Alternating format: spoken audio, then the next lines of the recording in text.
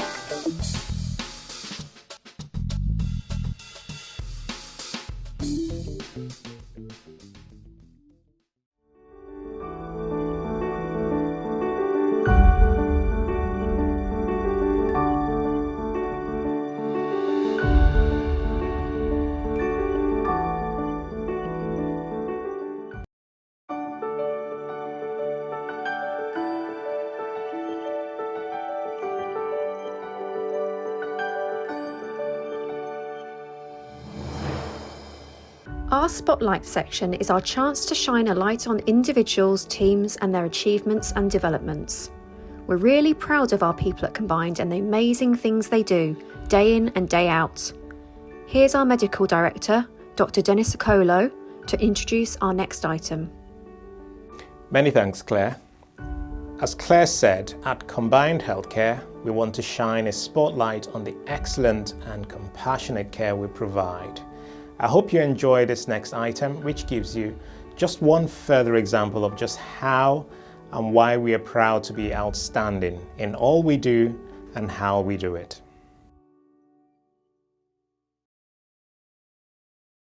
My name's Darren Carr. I'm one of two consultant psychiatrists with the team, and I'm also clinical director for the County Directorate. As part of the medical team, we obviously offer outpatient appointments for patients, including new assessments. So the doctors particularly will offer diagnostic expertise.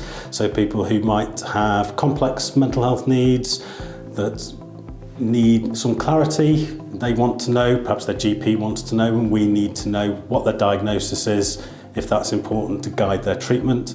Medics will also be primarily responsible for prescribing medication for mental health problems and making sure that patients' physical health is prioritised. Hi, I'm Charlotte. I'm the team lead for the Moorlands Community Mental Health team.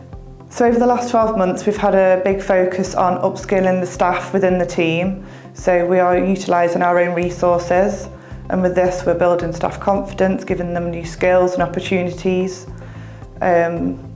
We've managed to retain all of our staff members for the last 12 months as well. We've had a real focus on staff wellbeing, agile working, making sure that we do team building on away days. My name is Terry. I'm an admin apprentice. The importance of the Ashcombe Centre in the community is having a service available to them that's close by. They're not having to travel far to get to it. And I think that's a positive thing for anybody really. You know, we have busy lives and we want to be able to access our services conveniently. Well, for the last 2.5 years, I think it is now that I've been in the Ashcombe Centre. Honestly, I can say that it's been life-changing. Without the support that I've gotten from the Ashcombe Centre, I don't think I'd be where I am today. To be honest, I don't think I'd be here because they took me at my lowest point, and you've just helped me build my confidence and helped me really push through the issues, the mental health issues that I've had. And I think that working with the Ashcombe Centre has really made me be in a better place mentally, and I don't know how to thank you guys, because honestly I feel very privileged and grateful that I got to work with such amazing people. Hi, I'm James. I'm an occupational therapist, and we're here today, I believe, to share our successes over the last 12 months. In March of last year, we got together with Changes, Combined Healthcare, and we've now introduced a peer recovery coach into the team. And through this new initiative with Changes, we've been very fortunate to be involved with the development of the role of the programme as a supervisor. Being able to offer interventions from another angle as a peer recovery coach who has that lived experience with a mental health illness, which has allowed them to share their journey and give hope to the service users who maybe we've had difficulty engaging with interventions in the past, and this is providing really beneficial and enhancing the reputation of the team. Hello, my name's Eve. I am an ARS practitioner in Moorlands Rural PCM. Just with regards to the successes over the last 12 months and relating them to the Ashcombe CMHT also, obviously we have set up this new service over the last 12 months.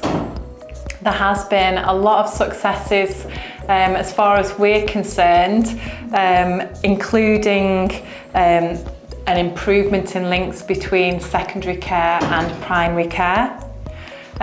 Hopefully improvement with regards to the referral pathways between the two. There's been successes with regards to recruitment as well. Initially there was 13 mental health practitioners. There's now a further cohort of STR workers working within the community and strengthening mental health services there. So my name's Becky, I'm an occupational therapist and I've been with the Ashcombe Centre for about 18 months now. So this is my first post as a qualified occupational therapist. The team's been really supportive and really helped me to build my confidence. They've been really encouraging and allowed me to support the anxiety and depression pathway, which has currently been adapted to have more of an occupational therapy approach. So that's currently being piloted and is going really well. Yeah, I was referred by the GP after having CBT and counselling because I was really struggling with suicidal thoughts and a few other mental health problems after losing my sister. The They allocated me a care co, and she's been with me ever since. She's not only helped me, but she's helped me family members as well. I've been on the safety and stabilisation course, which deals with things like past traumas and how to deal with them.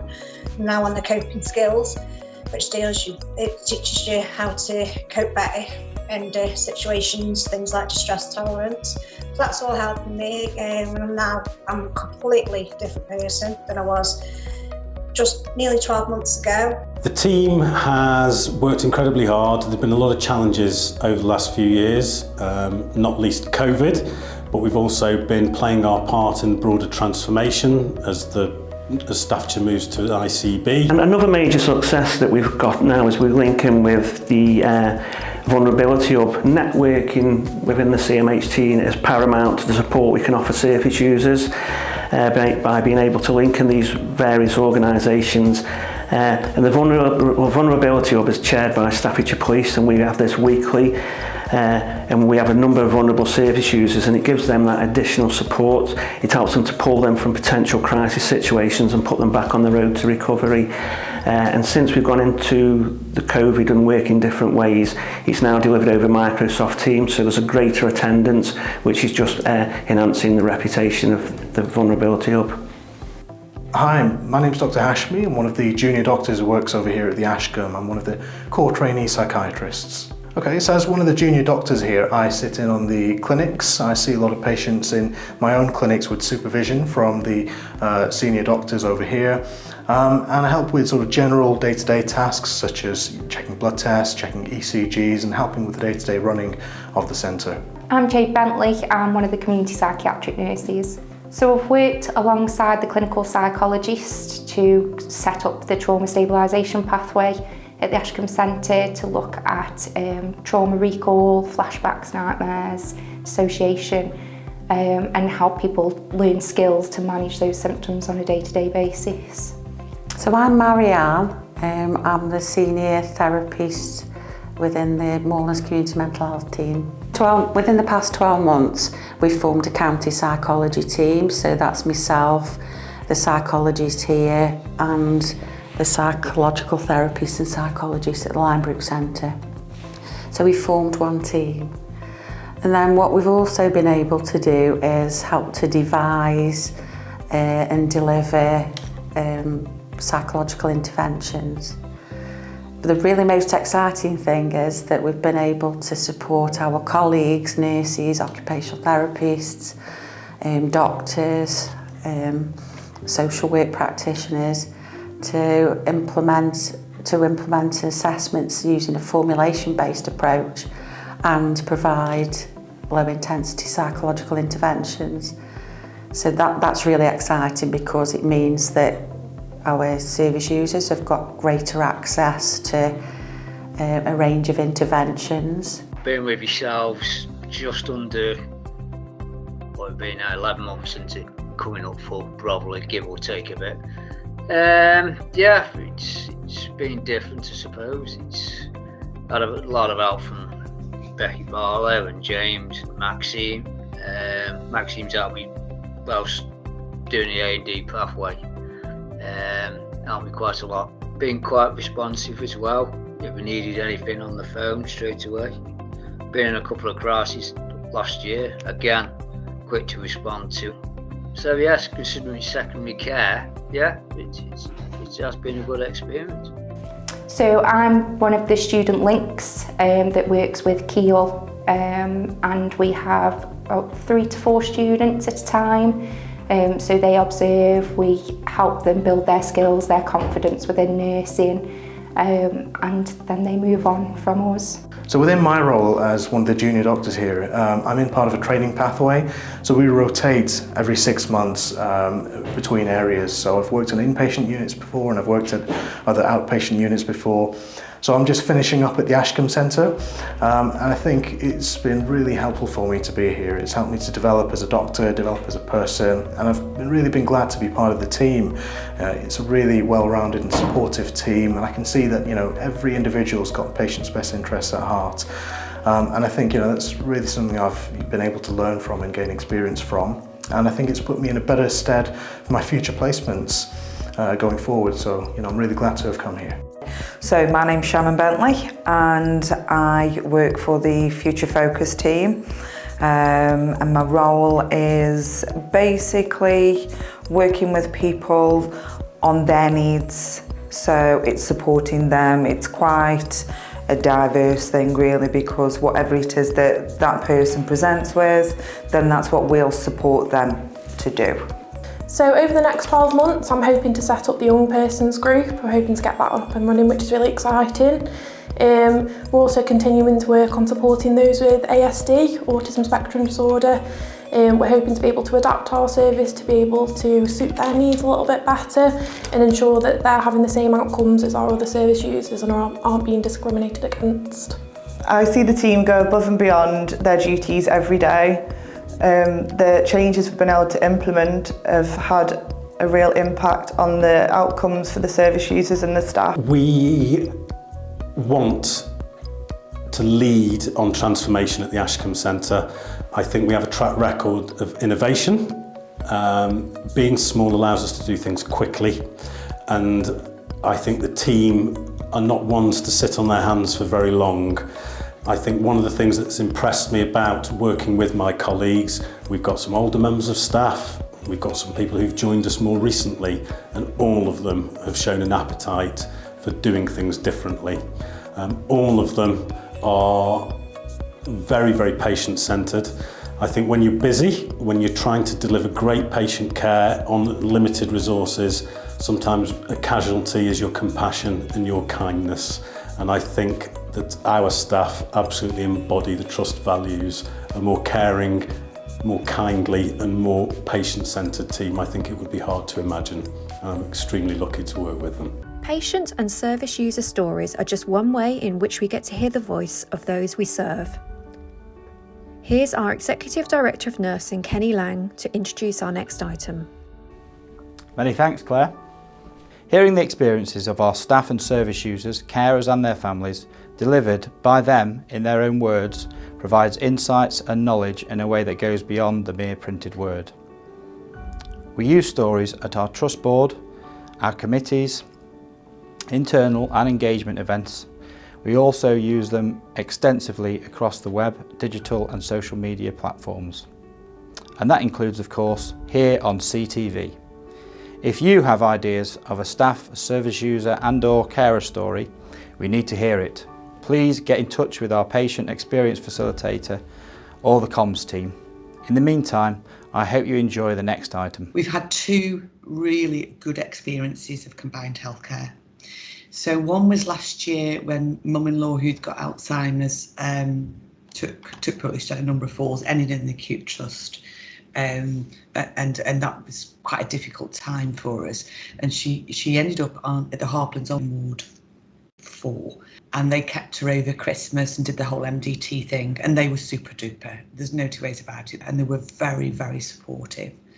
Took me aback, I'll be honest, how supportive they were, but I knew every single day where we were at. Very well informed, even though we couldn't see Mum for obvious reasons. I knew exactly where Mum was at in her journey. So they helped us get her into a residential home which was local to ourselves. And I never really settled, I don't think, if I'm honest, but became, well, got steadily worse. It's as simple as that.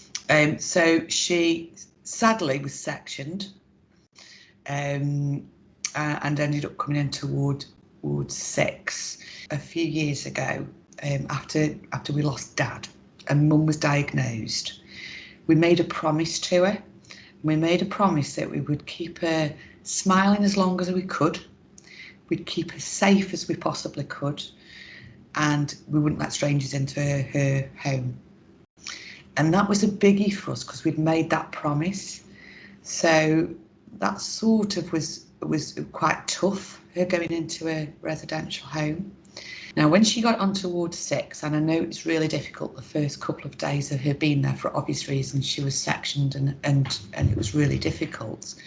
The first thing that hit me was she was comfortable, she was smiling again, So she obviously felt safe. She smiled at the nurses, and it felt that the way she talked about them, although she couldn't identify them, they were almost like they were her family, so they were no longer strangers. So everything that we promised in that is saying, this is very emotive, isn't it? It's all about us as a family, but everything we promised, Ward 6 gave her. And that is, in a nutshell, that's why I wanted to shout from the rooftops, because they gave us back what we promised her. Gosh, I can't believe I'm going over the stop set. They became a family to her and to us. They didn't fail us at all in any way, shape or form. Kirsten at the front door, when she took the calls, she knew exactly who she was talking to. She didn't need to ask. She knew it was me at certain times in the morning. She knew, you know, what questions I would want to. She'd already got the answers. She didn't need to go off and find somebody who knew, or somebody's on a lunch break, or it's not their side, or it's, you know, they all, and no matter who picked that phone up, they all knew of her. So it's not necessarily sometimes what they did, it's how they made us all feel. So to see her going from somebody that was very upset and very, very, very angry, so very angry with life, very confused, but to see her smiling and singing, that was just, I think that blew us all, both of us out of the water. My husband's quite a tough chappy, you know, tough man, but even he got a tear in his eye when she started to sing.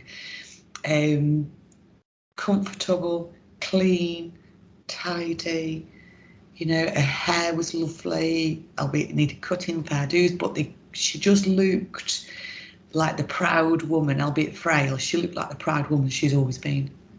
And we hadn't seen that for a few months. Jo was just absolutely out of this world. They all were. But when Jo phoned to do the call, we had the call around when she was deemed as end of life. She bent over backwards to make sure we got everything we needed for Mum. And then towards the end, they made it so possible for us. It was incredible, actually.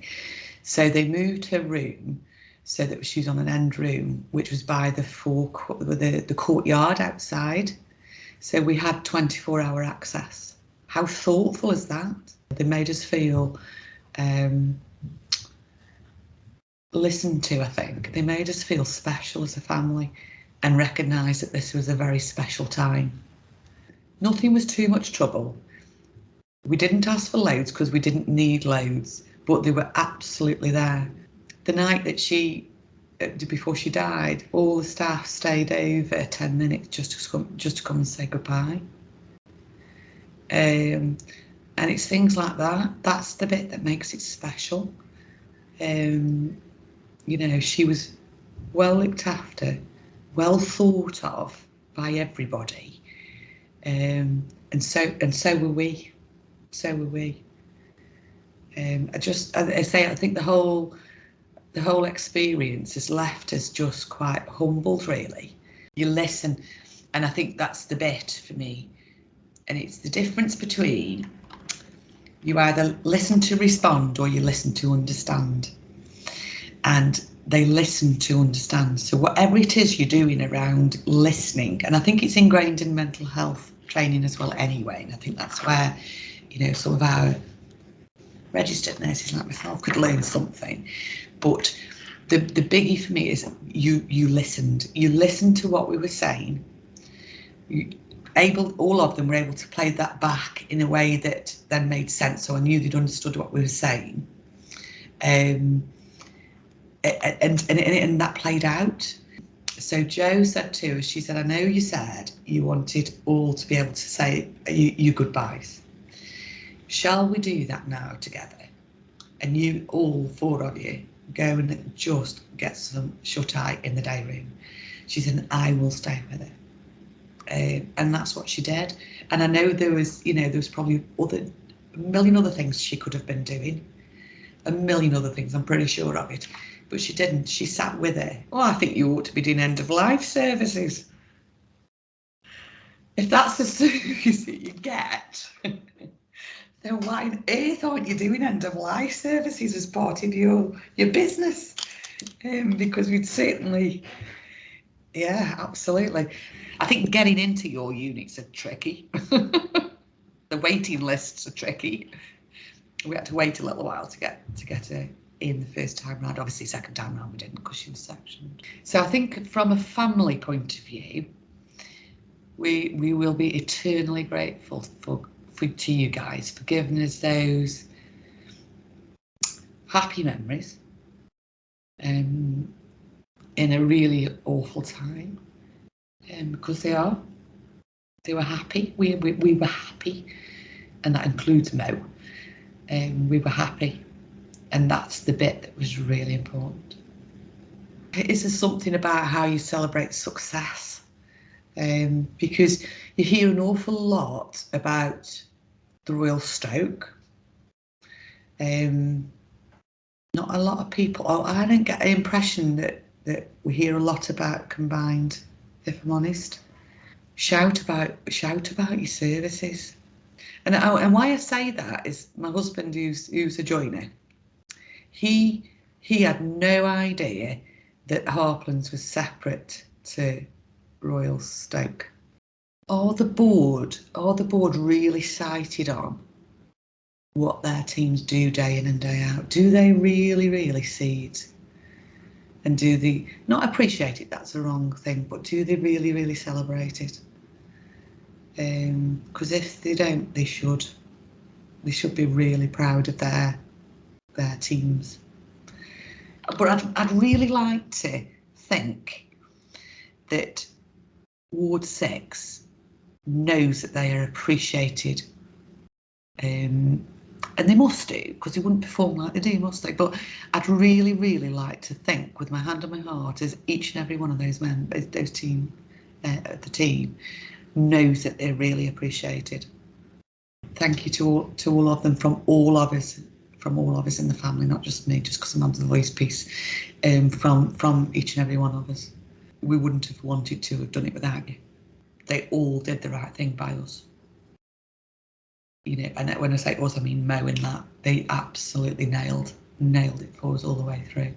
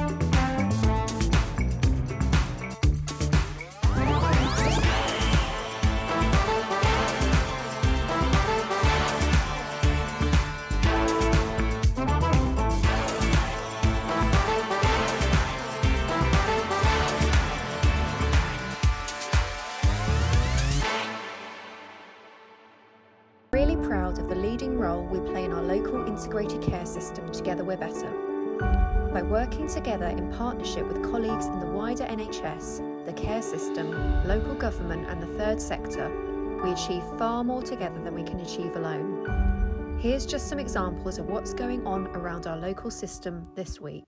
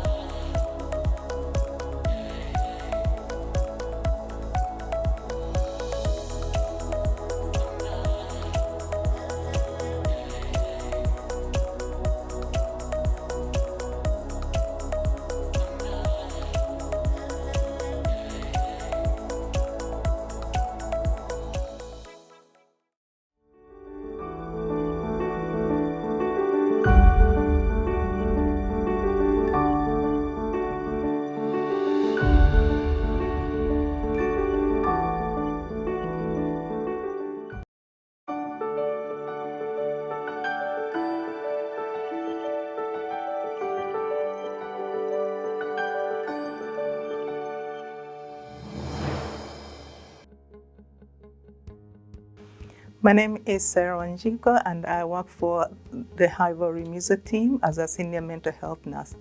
I'm also the Enrich Network Lead, which stands for Equality Network for Race, Inclusion and Culture Heritage. I came to Combined Healthcare from Essex after I moved to Stoke-on-Trent in 2020. When I arrived, it was during COVID, and although I got the job in the Highbury Music team, I worked for Crisis Care Centre for 6 months because my team was working from home. On the first day, I felt very welcome, and the Crisis Care Centre manager supported me to get everything in place from my badge to registering my car for parking. It was a tricky start to the role for a lot of reasons. A few days later, 2 ladies who were on annual leave when I started came and introduced themselves, and they were very supportive, and then I started to feel part of the wider team. Saying after that experience, I enjoyed my role a lot more, and everyone was very supportive when I joined the Highbury Music team in 2021. In 2021, I started thinking about my career progression, and I saw an advert in the news round about the Developing Aspirant Leaders program, which interested me because it was about developing my management skill.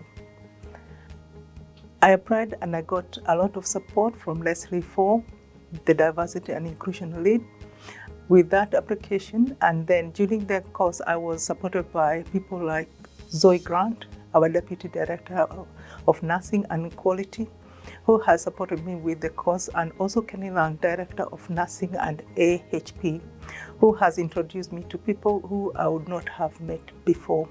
Now I have finished the course, I have gained a lot of confidence, and I feel I am able to apply to higher roles which I could not have done before the course. I'm looking forward to the future with the combined healthcare. Hi, my name is Jalibani, Associate Director of Operations. I'm very proud to say I'm here today to share my experience of working within the NHS. There are so many roles that one can actually venture into. I give myself as an example. I was a geologist, moved on to go on to public health, worked in sexual health, accident prevention, and other public health interventions. I then moved on to working in ops management in Newcastle, and also worked in commissioning, moved on to working in medical directorate, and then moved on to setting up services for the COVID-19, the COVID Response Center and vaccination centers. Now, it's not easy being Black to progress. There are so many challenges and issues that you have to actually deal with, and so you need to find it within yourself to identify the ways to actually progress. I am very proud to have joined Combined Healthcare Trust, where these opportunities are being presented to anyone who's willing to actually take up these opportunities. We are a diverse team from senior leadership all the way to the people that are frontline workers. So it is a place where we recognize that diversity is not an issue. Diversity creates a very strong and responsive and appropriate team that is representative of the community that we serve. My name is Hector Musonza, and I work as the Practice Education and Preceptorship Lead at Combined. My journey with the Trust started in 2016 as a bank staff nurse. I then left the Trust and came back in 2020 in the role of Senior Mental Health Practitioner with the CAST team. Whilst working for the CAST team, the roles of Bain Practice Education Facilitator was advertised, and members of my team encouraged me to apply. I was reluctant, despite having worked in a similar role previously, partially due to a lack of confidence and fear of working in an unfamiliar environment as someone from an ethnic minority background. I was successful in my application for the role and started as a Bain Practice Education Facilitator in 2021, which was a role I worked in for about 2 to 3 months before I was encouraged by a senior staff to apply for the Practice Education Lead role when it became vacant. Having worked in the Trust for almost 2 years, I have benefited greatly from staff networking and allyship from the CAST team and in my Practice Education Lead role. I never felt excluded or alienated due to my ethnicity, partially due to having colleagues who acted as an ally for me and encouraged me to take opportunities and new roles within the Trust. Although this pushed me out of my comfort zone, Combined have helped me with my confidence to grow and to try out opportunities I wouldn't have without the support and allyship from senior management. From my experience, Combined, I have focused on supporting people from an ethnic minority background to not only secure jobs at the Trust, but to progress into more senior roles and to really feel included as part of the wider team. Thank you. My name is Lincoln Gombedza. I'm a newly qualified learning disability nurse and recent KILL Student of the Year. I started with Combined in 2019 as a student learning disability nurse, and I've had an amazing experience so far. My slogan for this year is Overcoming Obstacles, Celebrating Resilience, which underscores the challenges I faced as a student nurse during the pandemic, but also highlights the way I needed to act to succeed in my career. Whilst working at Combined, I've been supported by senior management staff, especially as part of the Enriched Student Interest Group meetings. The practice education team has been instrumental in helping me to feel part of the trust, and the inclusive attitude of the teams I've worked in has been a bonus. Being part of the Enriched Group opened an opportunity for me to volunteer as the communications lead for the Chief Nursing Officer, Chief Midwifery Officer, Black Minority and Ethnic Strategic Advisory Group, which is an opportunity I wouldn't have access to without the Enriched Group at Combined. My advice to someone from an ethnic minority background who wants to join Combined would be to believe in yourself, work hard, use the networks that the trust provides, and to support your career journey. Happy Black History Month from Combined Healthcare Trust. Patient and service user stories are just one way in which we get to hear the voice of those we serve. Here's our Executive Director of Nursing, Kenny Lang, to introduce our next item. Many thanks, Claire. Hearing the experiences of our staff and service users, carers and their families, delivered by them in their own words, provides insights and knowledge in a way that goes beyond the mere printed word. We use stories at our trust board, our committees, internal and engagement events. We also use them extensively across the web, digital and social media platforms. And that includes, of course, here on CTV. If you have ideas of a staff, service user and/or carer story, we need to hear it. Please get in touch with our patient experience facilitator or the comms team. In the meantime, I hope you enjoy the next item. My name is Cleo and I'm an advanced dietitian working within the health and social care system in Staffordshire and Stoke. So I first came across the Psychological Staff Wellbeing Hub through an email that was sent by my manager, just sharing that there was a service that was available for all of the staff in the trust to access if they needed help or just a little bit of support. So I was encouraged to take steps to access the hub because of the tone of the email that we got. The email was very relaxed and it was very informal, which made me feel like, okay, you know, it's not a formal thing, you know, no one's going to judge me by accessing this. So that's what encouraged me to do it. It is normal to have reservations, and I absolutely did have reservations about accessing the hub, just because you think, you know, I'm in a work setting and you know, it's likely that I'm going to be talking to people that I might come across in other areas of my work, and just thinking, what if my colleagues find out that I'm doing this? You know, it's just all of those thoughts that can discourage and did discourage me a little bit. But in the end, I just did it. Overcoming the reservations, to be honest, I needed help. And because the help was there from my workplace, I could do it during my work time. It was a free service that I could access. And it was just as easy as filling out a form and saying, I need help, and someone would help me. So that really helped, to be honest. So I had a really positive experience in terms of referring myself and having my initial consultation. I literally just had to fill out a form and answer some questions about the struggles that I was having. And after that, I had someone call me who booked me in for a consultation, and then I had my initial consultation. It was very easy and it didn't take very long as well, so it was very positive. During the initial consultation, it was a little bit hard initially because obviously you're talking to someone you don't know and they're asking you all these personal questions. So initially I was quite apprehensive, to be honest, and I'm not sure that I was answering all the questions fully and honestly at times as well. But as the consultation went on, you know, I felt a lot more comfortable, I felt a lot more relaxed, and I was able to really open up and really share what was bothering me. So after my initial assessment, I was then referred on to a service who also did an assessment. And at the end of the assessment, they sort of told me that I was not going to be able to access any further support at that point, as I didn't meet the criteria. So that was a little bit disheartening, to be honest, because I'd just gone through this whole thing of, oh, let me open up. And then there was sort of a stumbling block. So I was really discouraged. But thankfully, the hub actually followed up from our initial consultation or assessment to check in to see how everything was going.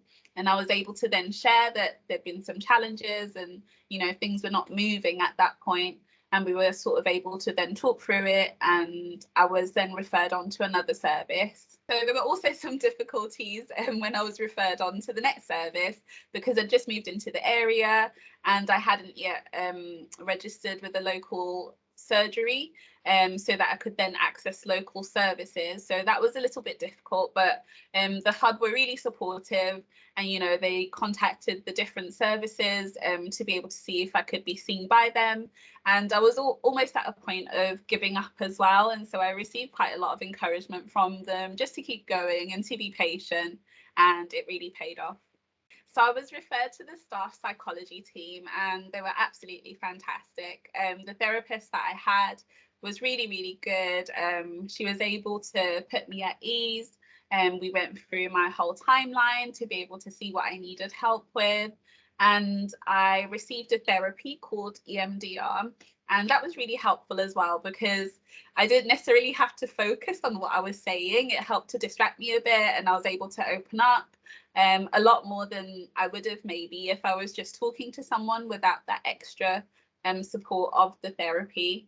The services helped me quite a lot, to be honest. Initially, when I was accessing the service, I was not going out most of the time. I wasn't really interacting with people. I'd lost quite a lot of confidence in myself. And through receiving therapy, I was able to gain a lot more confidence. You know, I've now been on holiday, which I really wouldn't have done beforehand. I'm meeting up with family and friends a lot more. I mean, I'm not saying that everything is now perfect, but I'm doing a lot better than I was before I accessed the service. Because of accessing the service, I felt really empowered as well to be able to share with my managers and my team what I was sort of going through and be able to seek support from them. Before I accessed the service, I was almost at a point of saying, you know, I'm just going to give up my job and stop working because of how I'm feeling and how I'm doing. But because of the therapy, I was able to then approach my manager and just say, this is what I'm going through, this is what I need. And it was so positive. It literally changed everything around for me. And I'm now enjoying my job. I'm loving it. And yeah, the support and care that I received from all the teams all across was amazing. And I really wouldn't change anything at all. So for anyone who is thinking about or wanting to access the hub, I would say just go for it. The team are really nice, they're supportive. You're able to do it from the comfort of your own home at the moment as well, and in future you'll be able to access face-to-face support as well. And to be honest, a lot of the time you may think, you know, oh, this will happen and that will happen, but honestly, they're really lovely, and what's the worst that could happen, you know, if you try.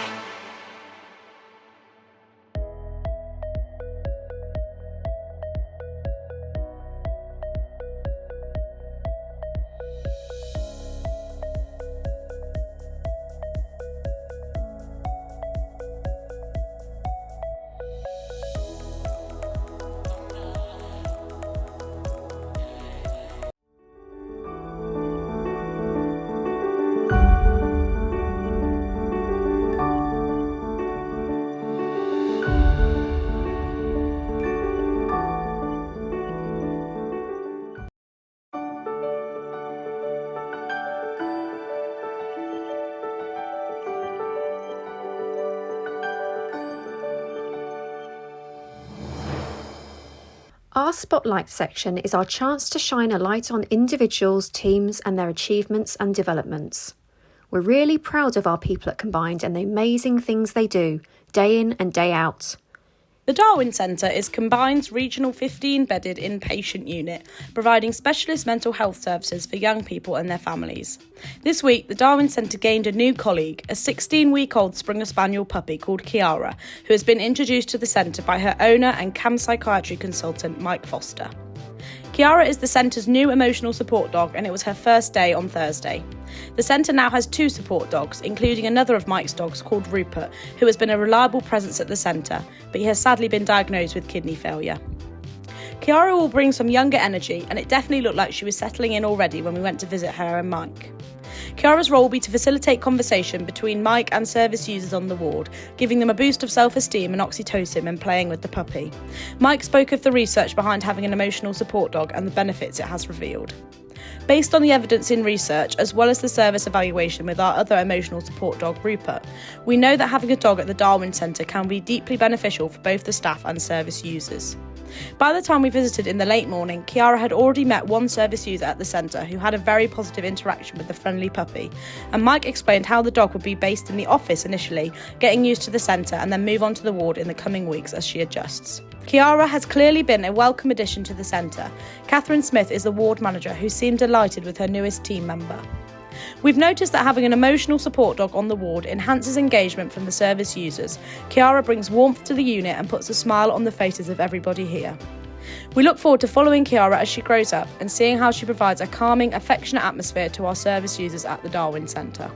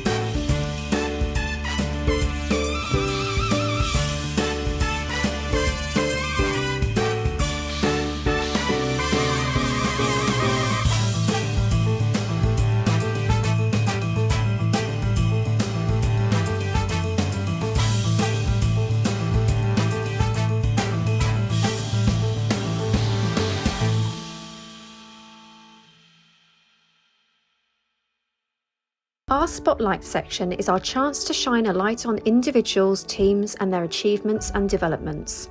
We're really proud of our people at Combined and the amazing things they do, day in and day out. Here's our Medical Director, Dr. Dennis Okolo, to introduce our next item. Many thanks, Claire. As Claire said, at Combined Healthcare, we want to shine a spotlight on the excellent and compassionate care we provide. I hope you enjoy this next item, which gives you just one further example of just how and why we are proud to be outstanding in all we do and how we do it.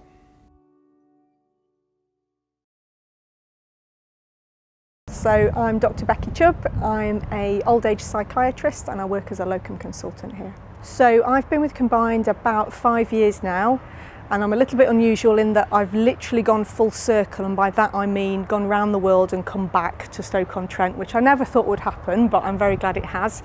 So I trained as a junior doctor in the area, and I did a job in the trust as a Foundation Year 2 doctor. And then life took me to New Zealand. I've done different jobs. I worked as a GP for a while. And then when I returned to the UK, this was the place that I had the fondest memories of, really. So I got in touch and managed to get a job here again. People should come and work here principally because of the culture that we have here.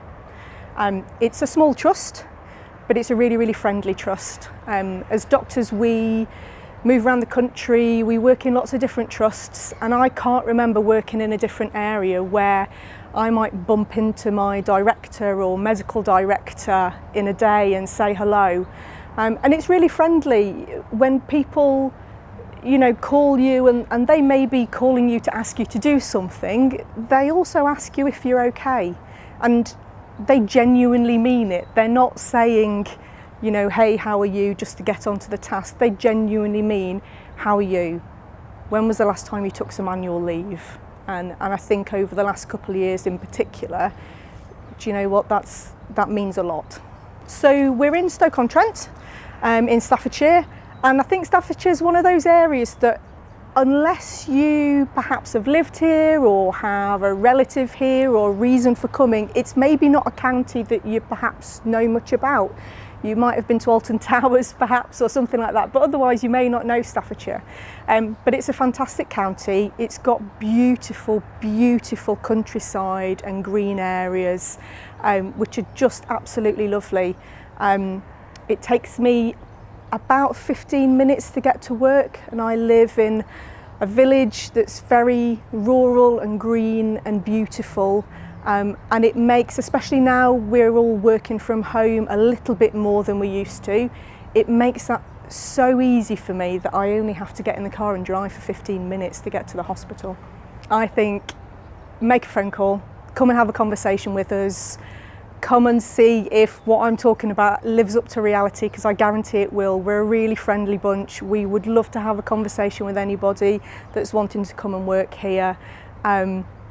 It's a great trust, and like I say, I've worked in a lot of different places and I have no reason to move anywhere else. I'm very happy here, so come and have a conversation.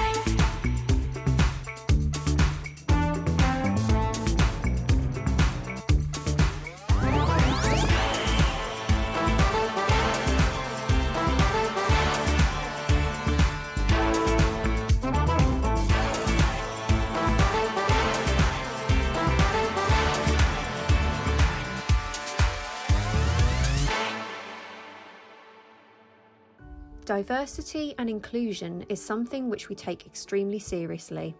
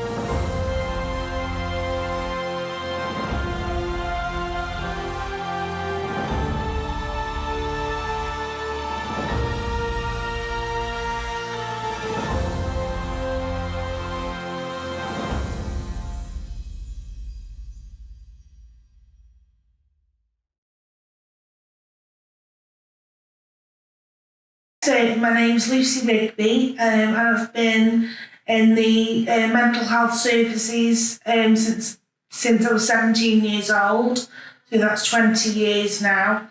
First ever Harpons admission was the second week it opened actually, and I went there.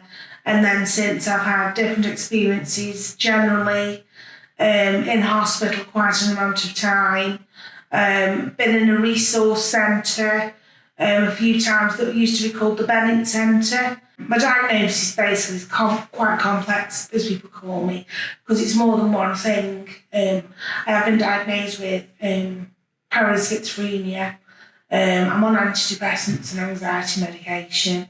I've got quite bad OCD, and I've also got diagnosed, I think it was early last year, for PTSD, because over my life there's been some, I've moved around as well from place to place. I've just had a very, very bad experiences, a hell of a lot that's happened all these years. And it's just all sort of, it just builds up, and then they end up getting sectioned and put into hospital. So it isn't like one thing that sort of triggered it, it's a collection of things, and over the years it's just really bad things that have happened really. That I find it hard to cope with. I've had quite a few things done. I've had a lot of neuro tests done on my brain and things. I've had also, they provided sort of holistic therapies there a few years ago, but I don't think they're particularly doing now. And the lady sort of did like acupuncture and things at the time. And like proper relaxation, which I thought was quite good. All the times I used to go into hospital, I used to apparently say to my mum, I hate the staff. She says, but then when you get well, Lucy, you love the staff. But it was sort of years ago, it was old school really. It was like, there was like, especially the health cares, because the nurses had been in the office quite a bit. But the health cares were older. And there was a couple that was sort of like matron style staff. And they'd have like put things in place, like you had to strip your own bed on a Saturday. And they also used to say, you're not coming outside of your room until you've got something on your feet. And at the time we were thinking, shut up and, that type of thing. But I do feel that was the best way for us. Bit of structure, I think. But like, there was especially these two women who nursed me, and I used to call them my fairy godmothers for some strange reason. And they could be pains, but it was better. In the experience as well, I've had 4 full courses of ECT, run by a man named Dr. George, and he was the fantastic doctor ever. Again, he was old school, and he was fantastic. I'm not sort of saying, get rid of all the young ones and get the older ones out. I just feel like I keep saying there's something missing, that sort of special ingredient is missing. But I can't sort of say what the answer is really. But it's like the staff who found out that, you're there, and I knock on my room one night and it was a night shift. He says, hi Lucy, I would say it's nice to see you, but not in these circumstances. And you've got people like that who nurse you when you're younger and come and check on you, looking after you, they say, and it's that kind of thing that makes you feel so nice. It's a bit of comfort in a way, seeing a friendly face and they're quite nice to you because you're going through hell in your mind.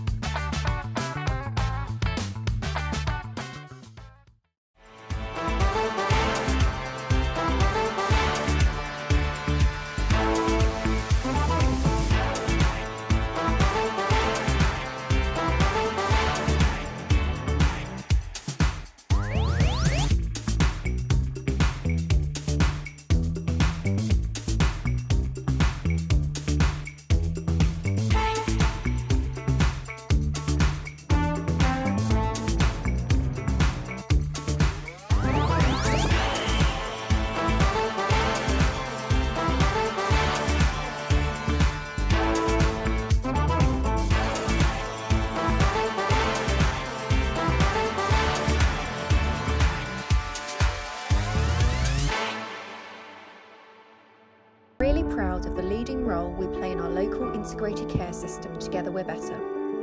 By working together in partnership with colleagues in the wider NHS, the care system, local government and the third sector, we achieve far more together than we can achieve alone. Here's just some examples of what's going on around our local system this week.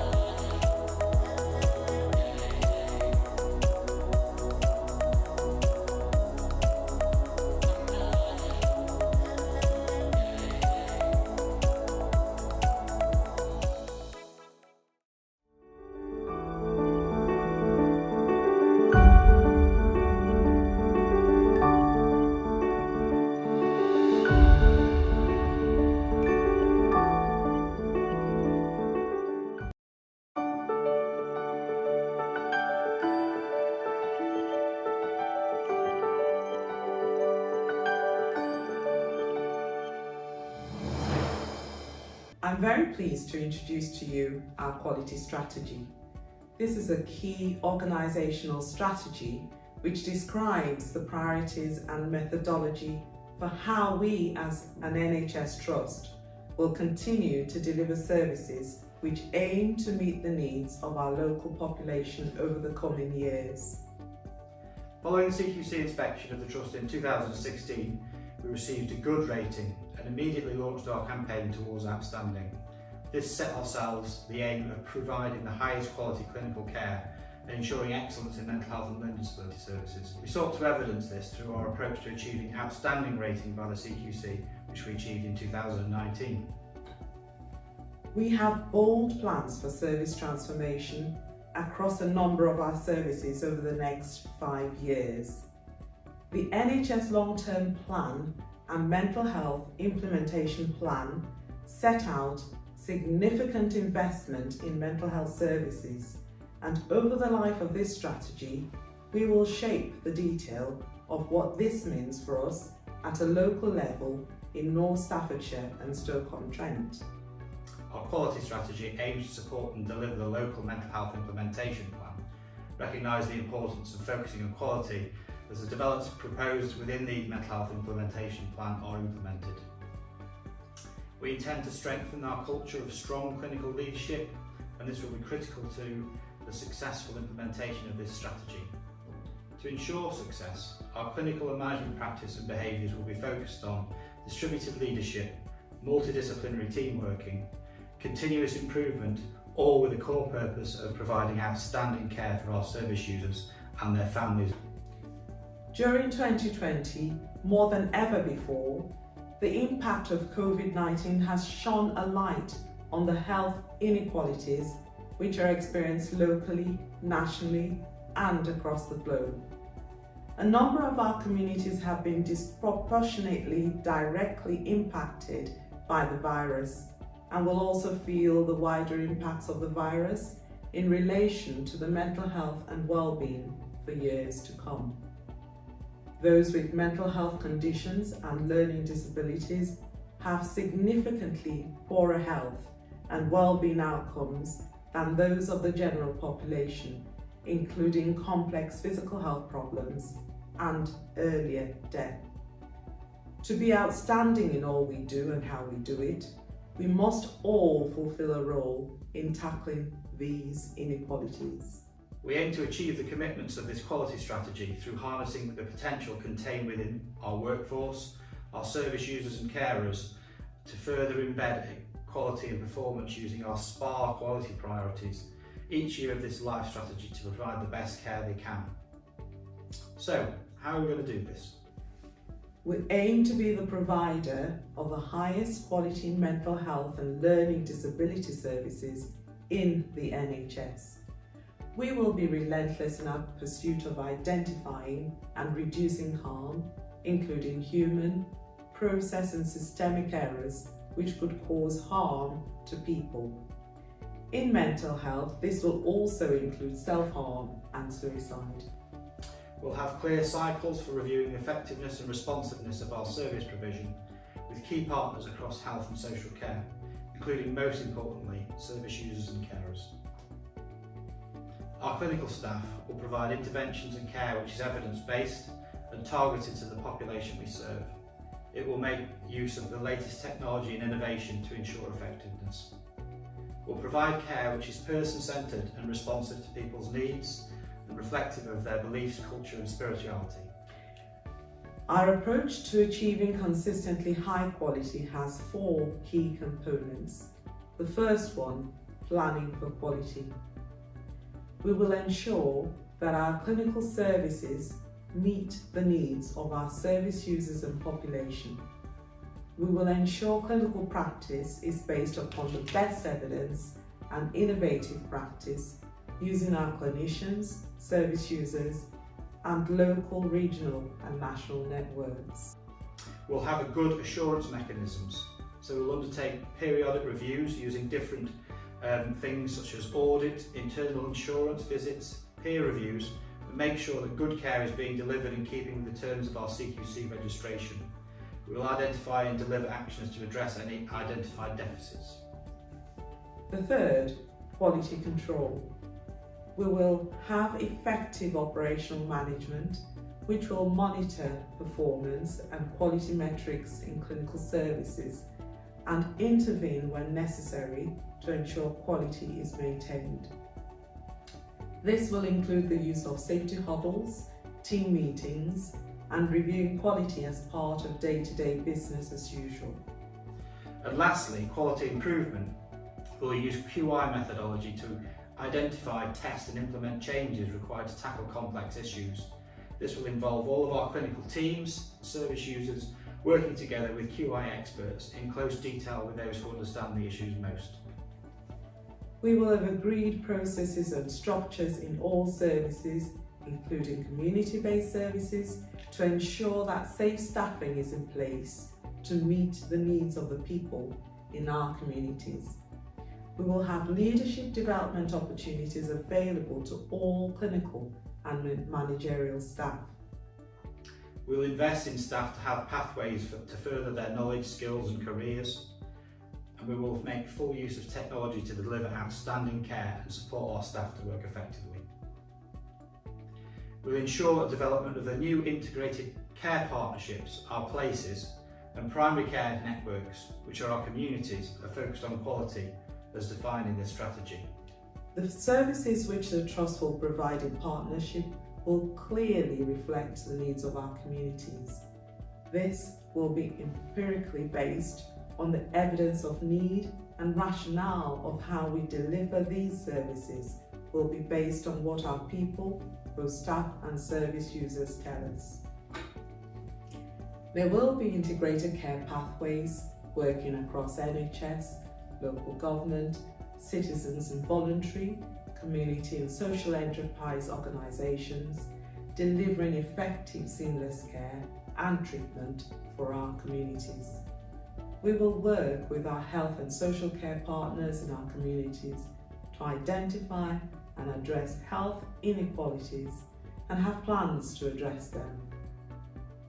And we will have multidisciplinary working between clinical and academic partners, including joint clinical academic roles with local universities, and all Trust professional groups will be regularly publishing in academic journals. We will utilise various approaches to ensuring our services are sustainable and effective and efficient. We will use benchmarking data to challenge ourselves, identifying variation in our services when comparing ourselves with other organisations. When identifying this variation, we'll have processes to interrogate, analyse and understand this variance to identify whether it's warranted or unwarranted variation. Where unwarranted variation exists, we will apply quality improvement methodology to drive process improvement, evidence change and spread good practice. We'll undertake quality improvement assessments through the lens of our quality priorities, that is safe, personalised, accessible and recovery focused, to ensure that all aspects of quality are considered. And where possible, we will seek to improve quality in every organisational change process we make. We will use technology appraisals in redesigning our services to make sure that models of care incorporate innovation and enable us to respond to the needs of our communities. Many thanks for taking the time to learn a little about our aims and ambitions for our quality strategy as we look beyond 2020. I really look forward to hearing views and working with you all as our fantastic future unfolds. With regards to staff, I mean, my support workers, I've got Anne Hill and I've got Jackie at the 24/7, and I've got Jo as Careco, and I honestly call them my dream team because they're so good with me, because they know how to act with me. Anne knows me inside and out, knows where I've confidence.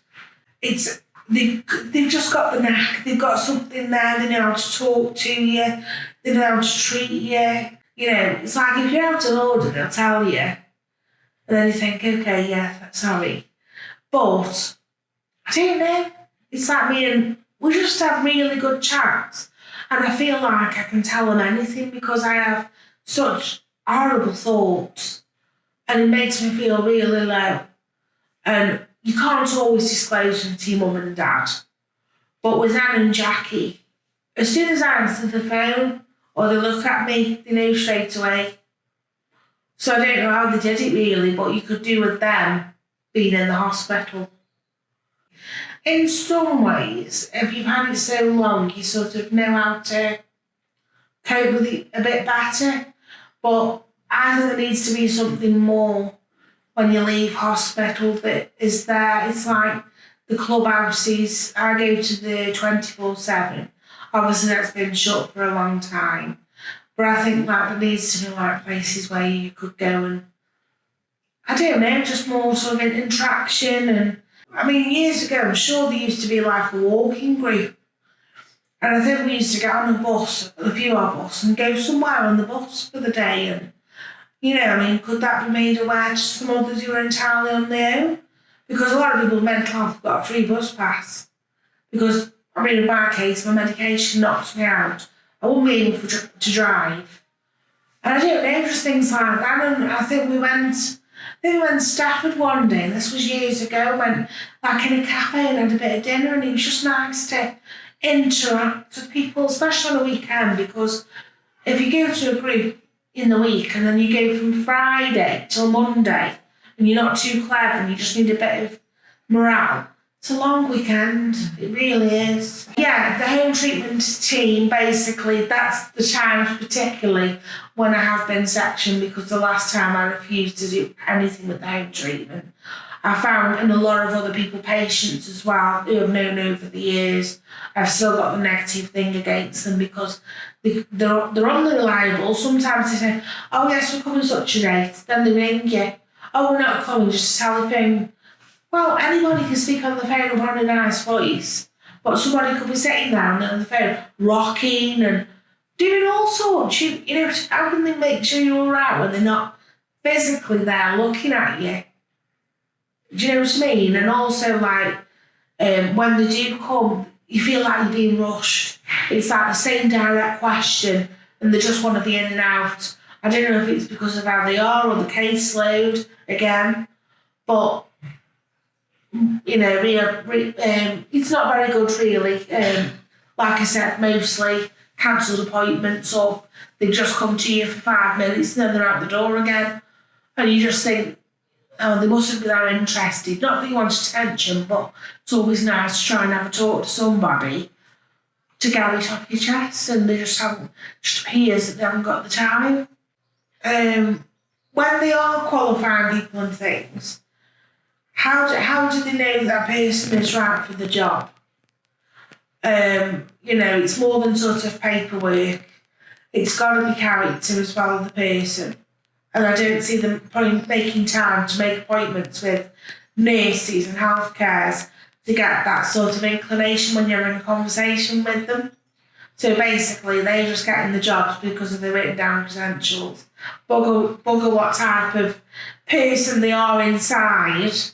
So I think that's important, and there should be something like some kind of, maybe like a patient regulation scheme, whereas obviously we wouldn't go into personal things of nurses and things, but things that we could that they could come to us, like if we have like a patient group, they could come to us and we could sort of not scout them, but sort of, you know, it's a bit like if they gave them the option, would you like to go see like a patients meeting where you can go in and meet the patients?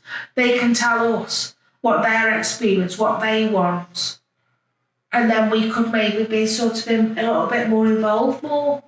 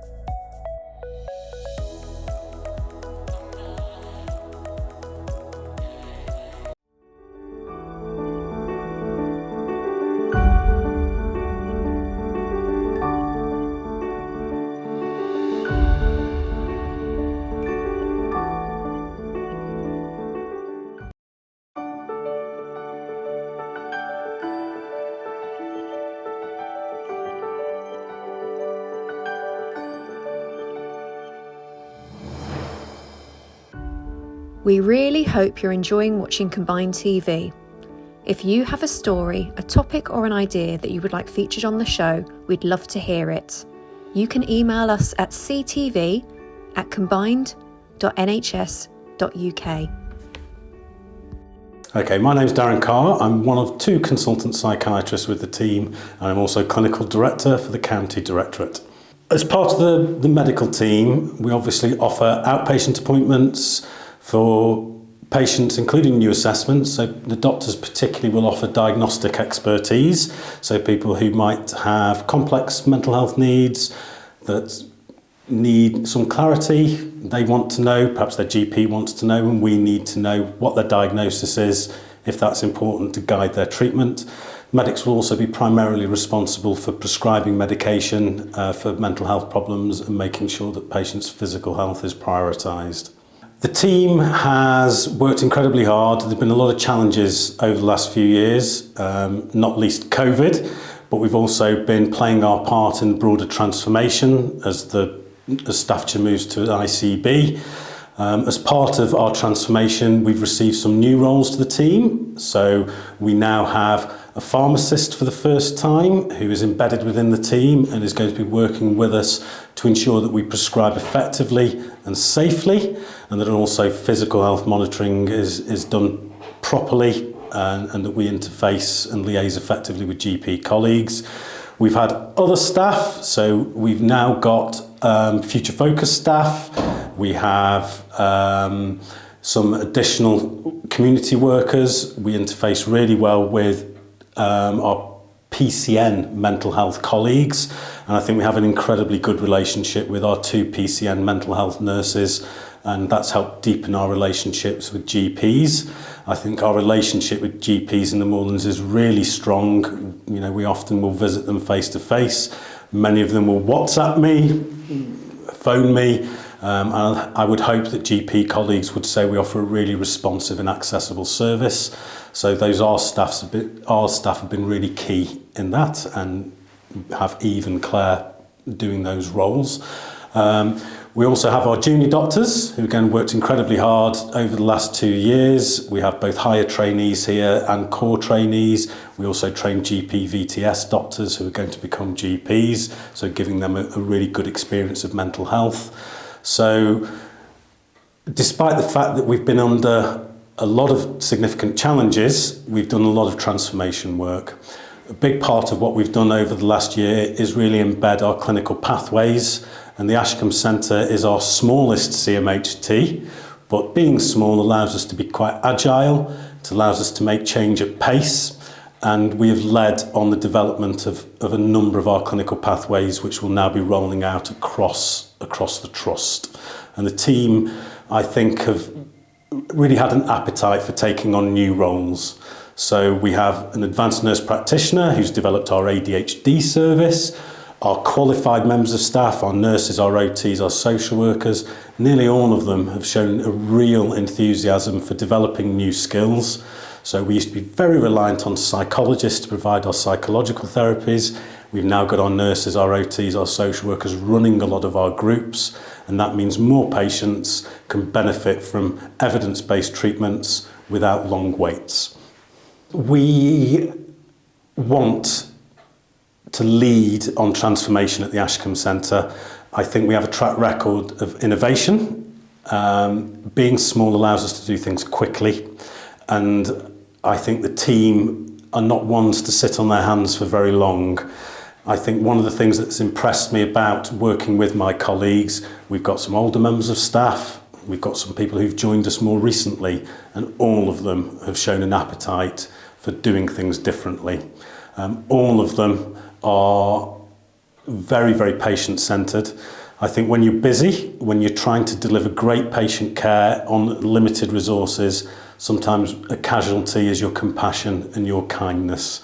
And I think that our staff absolutely embody the trust values.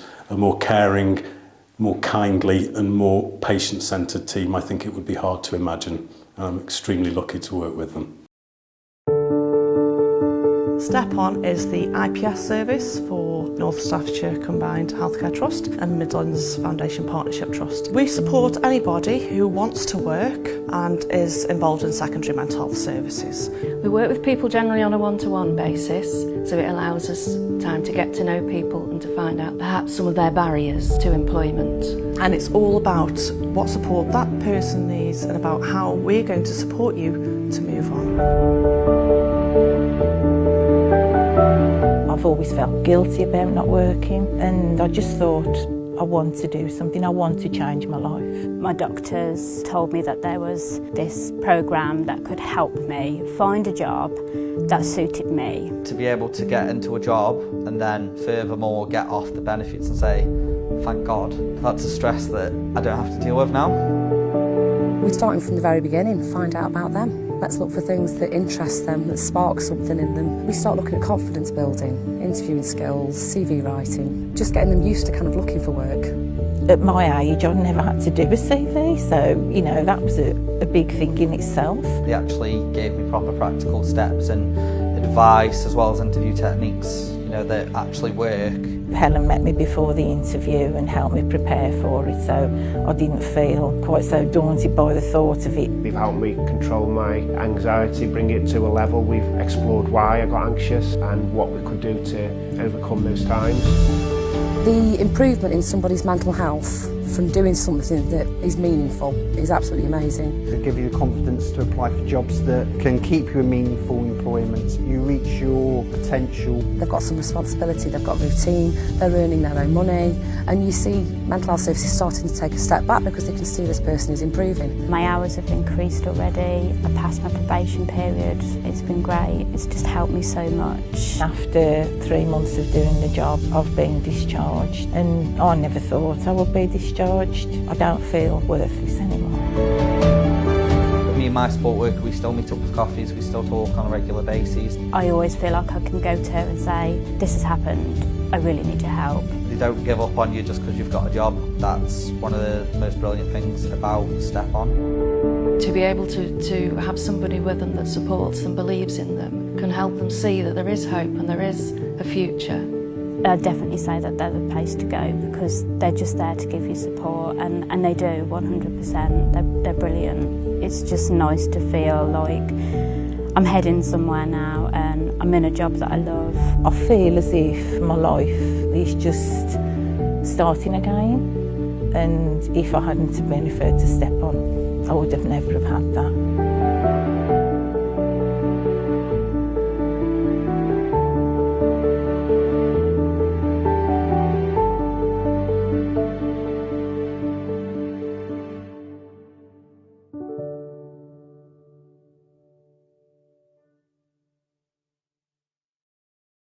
At Combined, we celebrate our people and team's fantastic track record in securing achievements, awards and accolades. Here's our chair, David Rogers, to introduce our next item. Many thanks, Claire. As Claire said, at Combined Healthcare, we're always keen to celebrate the fantastic things that our people and teams do. Whether that's delivering brilliant, compassionate care, developing innovations and new services, or securing external or national recognition. One of my most pleasurable experiences each year is hosting our annual Reach Awards, our showcase event. But we don't just want to celebrate achievement once a year. We want to do it continually. And CTV is one way in which we're able to do so. I hope you enjoy this next item, which gives you just one further example of just how and why we are proud to be outstanding in all we do and how we do it.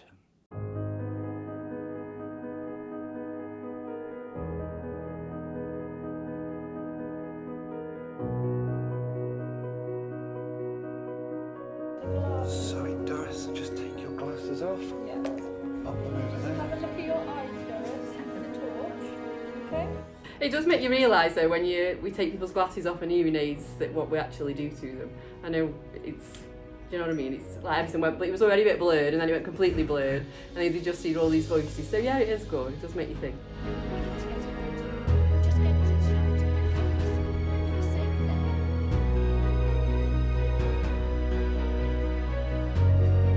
After coming out of that wheel, because it's all consuming, so you're looking around and you're literally in the room as with the environment around you. It was very well put together, really good. And what did you think about what you saw? Did you feel like you were experiencing it from the point of view of the patient? Yeah, you did. I think it was really helpful to see the changeable presentations, and that 1 minute sort of everything was clear, then the next minute it was all very fuzzy and there was sirens going off, and there was smoke coming out the vents, and again, seeing how the patient would have interpreted what the staff were doing as well.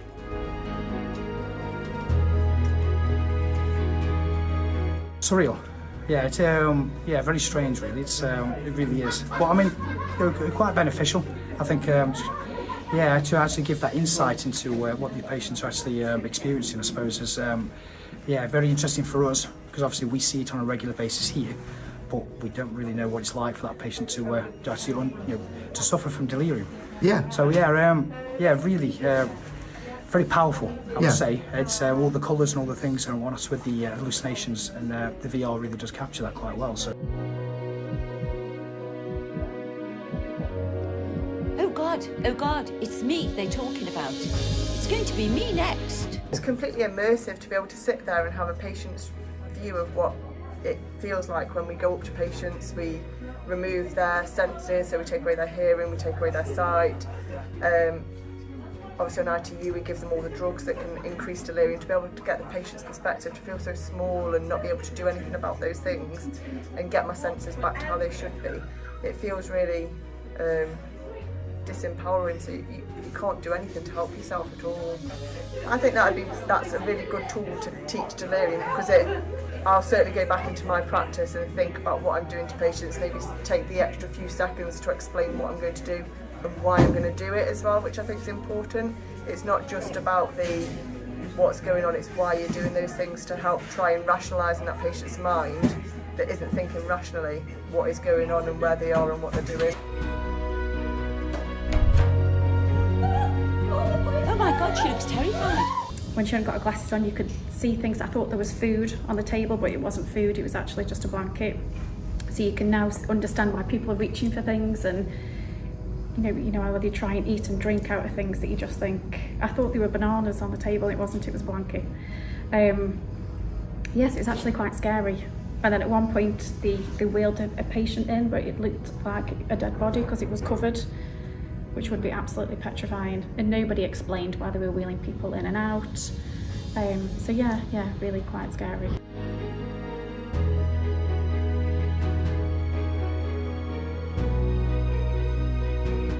I think when I saw two people with the virtual reality on, what struck me is that normally someone experiences delirium, you don't see, it's invisible, but by having the virtual reality on, it's like that barrier between you and them, and you realise how just isolated that person is, because they've got this almost this barrier of the delirium surrounding them. And it was just seeing that how vulnerable they are and how isolated this just makes them. And even if people approach them, they're still disconnected. The delirium's causing that layer of disconnect, really. That's what I observed. I've noticed plenty of people with delirium, so I think I'm aware of the process and the effect. But I've never just seen that moment of vulnerability, that moment of disconnect quite so clearly as just seeing it there, really. So listen, I'm here with Dr. Becky Chubb from Combined Healthcare, who's the consultant psychiatrist for older people. Yep, and the VR training film that we've done was, in actual fact, Becky's idea, completely Becky's idea. And hearing some of the reflections over the morning of people of how they've experienced it and what it's brought to them, the impact, you must be absolutely delighted. I am. I'm so pleased. That the idea was to really put the person in the patient's shoes, so that you really get to experience what it might be like to have an episode of delirium. And I think the other thing that I've learned from you guys is that actually it's really helpful as well to just see somebody else using the VR tool rather than just only experiencing yourself, which was something is an added benefit I didn't realise. And what have you learnt from seeing that? I think just it's another way of using it, isn't it? That you don't have to have the VR headset on, because it might not be for everybody. Not everybody feels comfortable putting the VR headset on, but actually there's still loads to be learned, even if you're in the room and you're learning with somebody else, which is fabulous.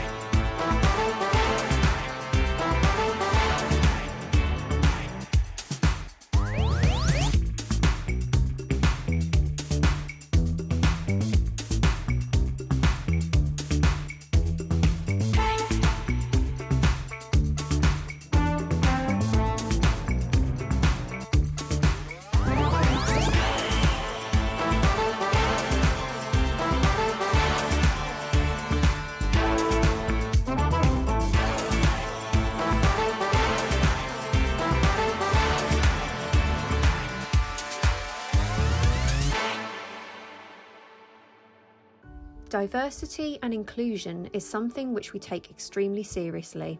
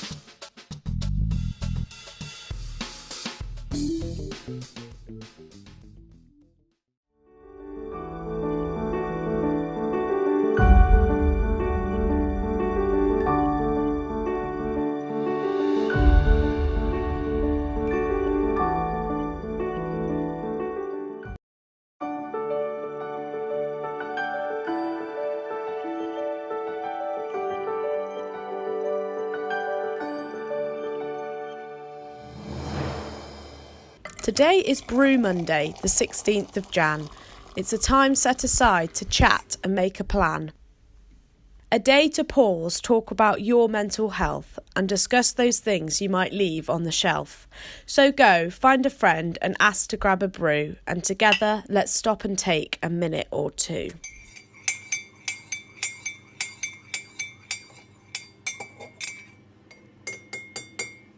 Our Spotlight section is our chance to shine a light on individuals, teams and their achievements and developments.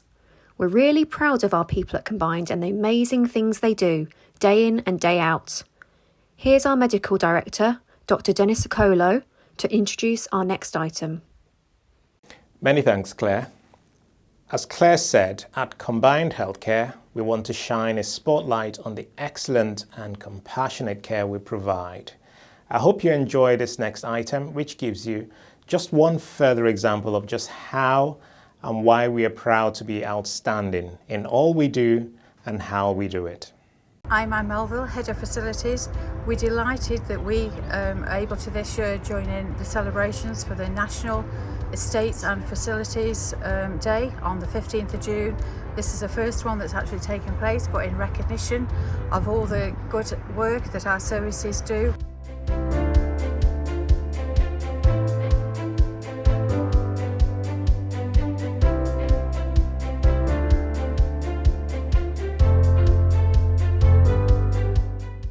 At Combined, we've got some fantastic staff within our teams. Some of them have been with us for weeks, some of us for months, and some of us have been with us for decades.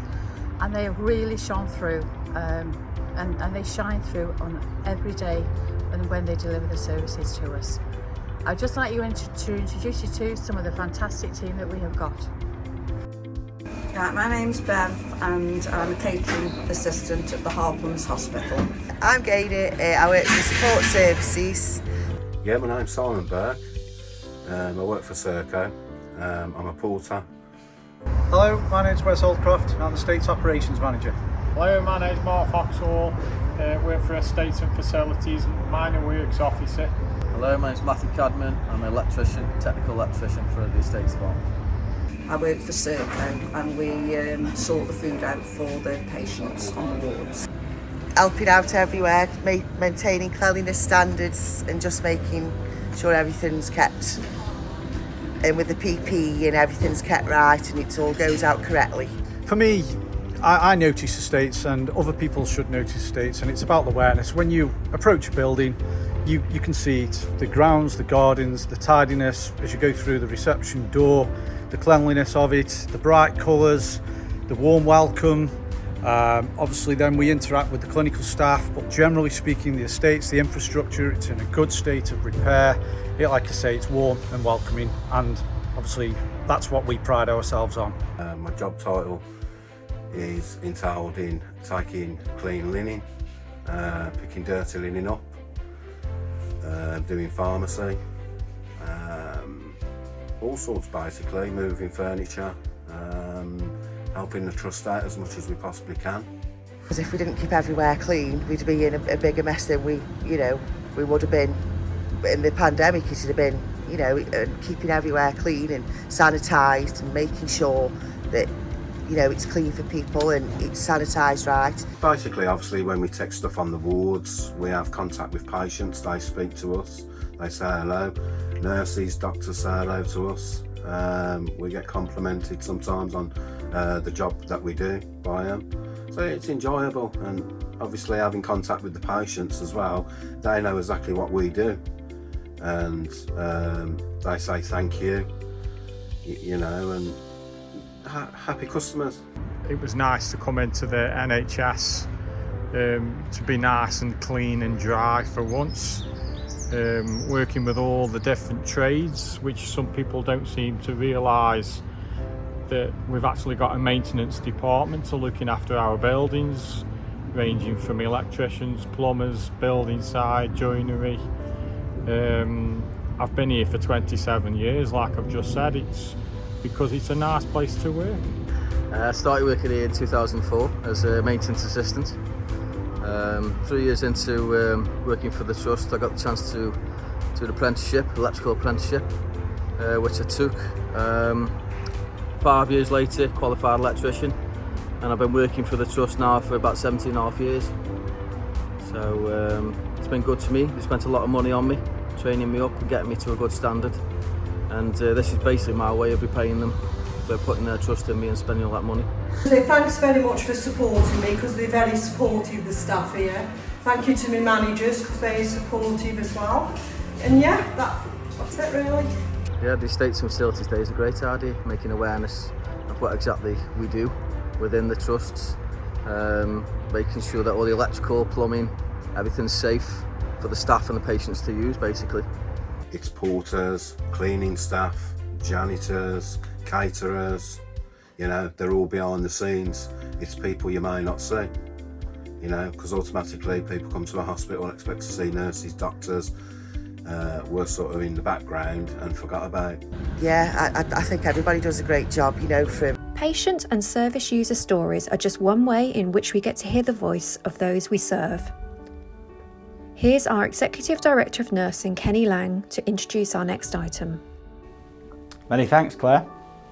Hearing the experiences of our staff and service users, carers and their families, delivered by them in their own words, provides insights and knowledge in a way that goes beyond the mere printed word. We use stories at our trust board, our committees, internal and engagement events. We also use them extensively across the web, digital and social media platforms. And that includes, of course, here on CTV. If you have ideas of a staff, service user and/or carer story, we need to hear it. Please get in touch with our patient experience facilitator or the comms team. In the meantime, I hope you enjoy the next item. I'm Chiara Barbaro, and I first accessed a service in 2017 after I lost a baby in pregnancy. At the time, you weren't able to access the parent and baby unit until you were 20 weeks pregnant, which has now changed, and that is really good. So the first 20 weeks into my pregnancy were really hard, but my community midwife was really good, and she knew that I needed support because I really struggled to bond with baby, and I had flashbacks and nightmares of my loss constantly. So everything was ready for me. As soon as I got to 20 weeks, I was referred, actually even before I turned 20 weeks, to the parent and baby unit. And I still remember the first time I went to the coffee morning, because at the time there was no COVID around, so you could just go in really, and you didn't necessarily need to have a baby with you. You could go pregnant. And I remember meeting the nursery nurses at the time, and I met Nikki, who was the team leader of the parent and baby. And there was a lot of confusion at the start because of my struggles with my mental health at the time. I was in between services. I was in between the Sutherland Centre and the parent and baby, but I managed to get accepted by the parent and baby after they had the Tuesday MDT meeting, and so that was the start of my journey with them. I honestly don't think I would be here, and I don't just say it, to sound cheesy or anything like that. I wouldn't be here without them. And I think the incredible thing about a service like the Parent and Baby Unit is that it's a whole team of people coming together and helping that mum and dad or partner as much as they possibly can. And to me, I was with them from 20 weeks pregnant until my baby was 1, so that's a long time, and a bit after, actually. It never felt like I was a patient to them, never. And now I realised the amount of care that they put. And if you could see, like, even just pictures of me when I first accessed the coffee morning, and then when I got discharged, which was obviously very sad. I still remember, but obviously these things end and it's good. So feeling empowered by a team of ladies, it was only ladies at the time, that made me feel like I could take on that grief, because it was grief, 100%, accept it, not in a way of everything happens for a reason, which I didn't really like at the time, but I believe now. But how can we use that to develop something that you believe in? And for me, that was being there for others, helping others, just like they did with me. Yeah, so after David, my rainbow boy, so rainbow babies are babies born after loss, because they give you hope after the storm. After David was born, me and Nikki looked into setting up something, and once he turned 1, and obviously I got discharged by the Parent and Baby Unit, I was well enough to look into that, and that October we had the first face-to-face meeting with mums, and that's still going as of today. So yeah, it was quite intense, the support I had from the Parent and Baby.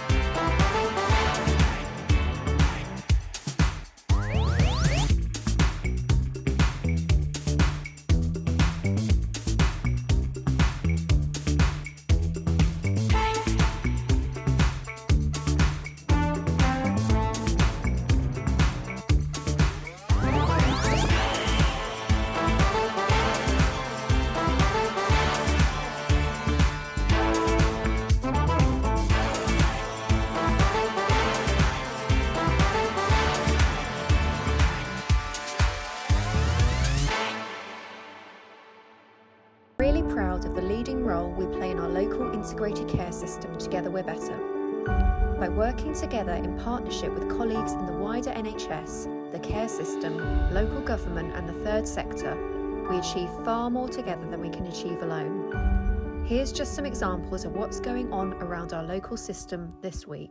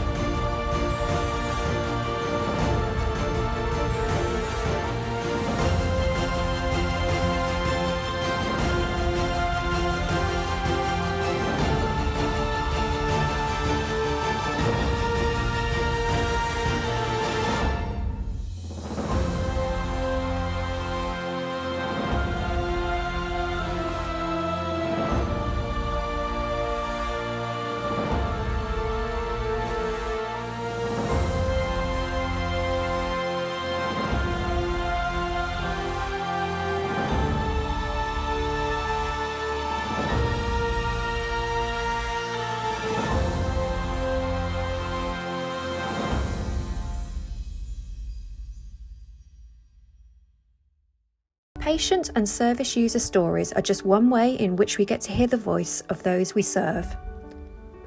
Here's our Executive Director of Nursing, Kenny Lang, to introduce our next item. Many thanks, Claire. Hearing the experiences of our staff and service users, carers and their families, delivered by them in their own words, provides insights and knowledge in a way that goes beyond the mere printed word. We use stories at our trust board, our committees, internal and engagement events.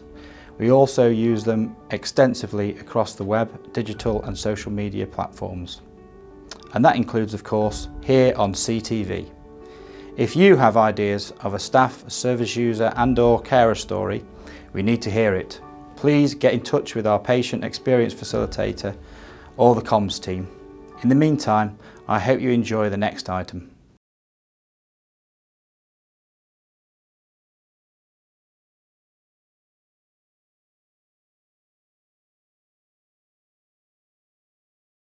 And I am a fighter, which you probably understand, you probably got by now, and I phoned, and I know a lot of people that don't have that strength or energy, or I don't know, and I feel for people like that, and I feel that it's on us, it's on me. Just because I managed to access it doesn't mean that I forgot about all the people that didn't.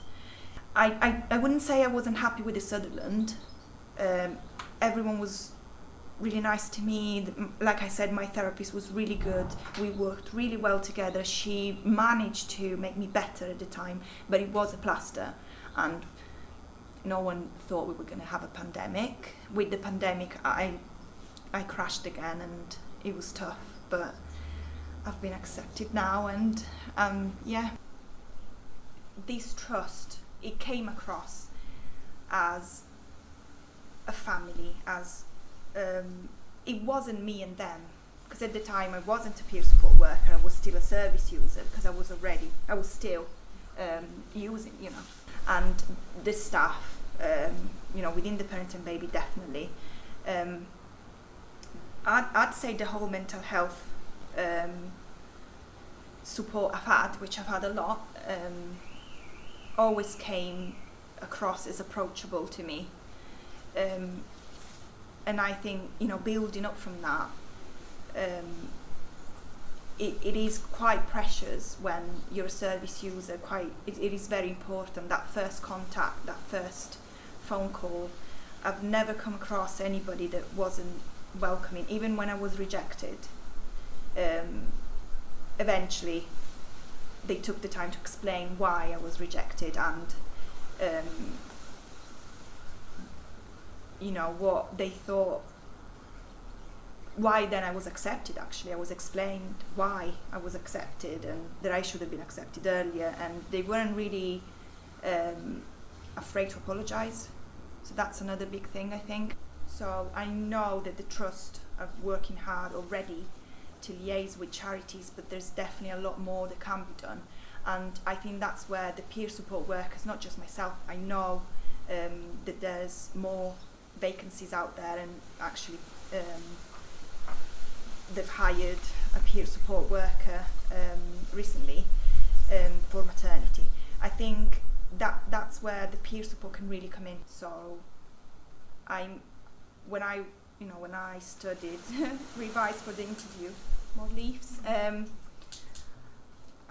these came across to me quite strongly, and I remember thinking, not just because I would have loved to get the job because I want to be a peer support worker, but in this trust I wanted to be one. I remember reading about being the only outstanding mental health service of 2 in the UK, is it right? I forgot now anyway, and that struck me again, and I wasn't surprised. When I talk to some ladies that live in different places in the UK, and I tell them what we do here, they are quite shocked in a good way.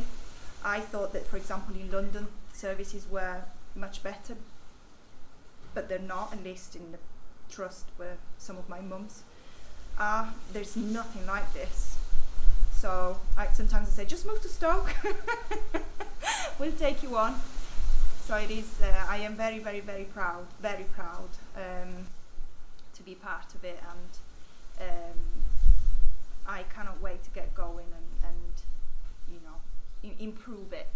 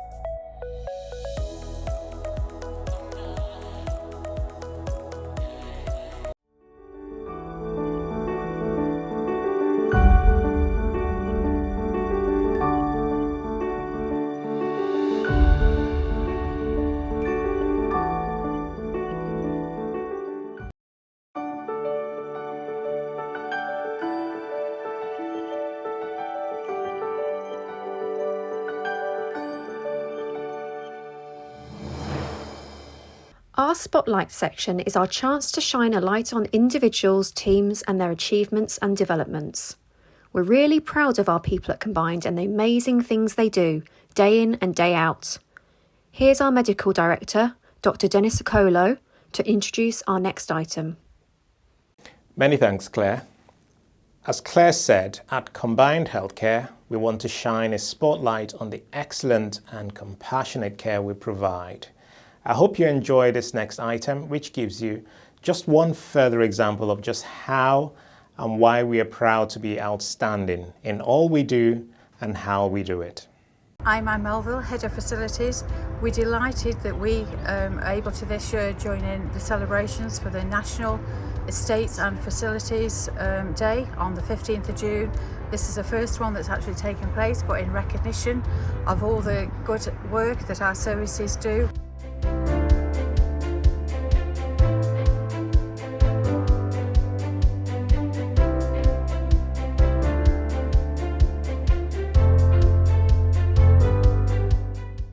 At Combined, we've got some fantastic staff within our teams. Some of them have been with us for weeks, some of us for months, and some of us have been with us for decades.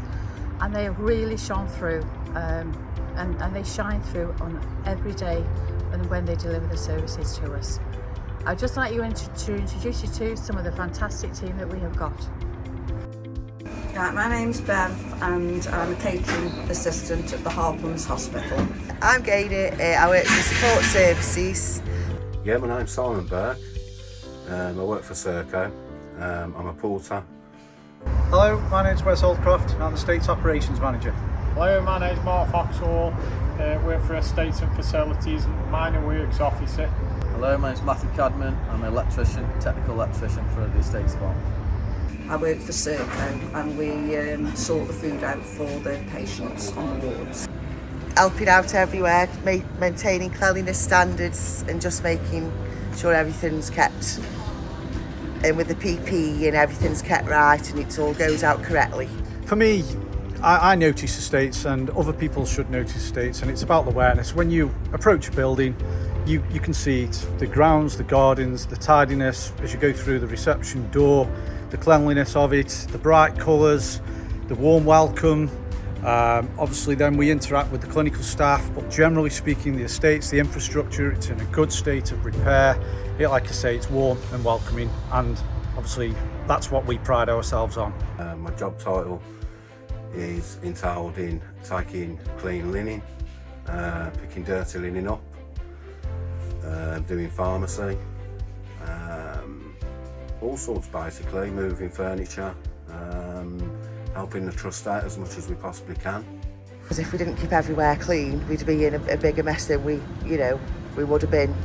In the pandemic, it would have been, keeping everywhere clean and sanitised and making sure that, it's clean for people and it's sanitised right. Basically, obviously, when we take stuff on the wards, we have contact with patients, they speak to us, they say hello.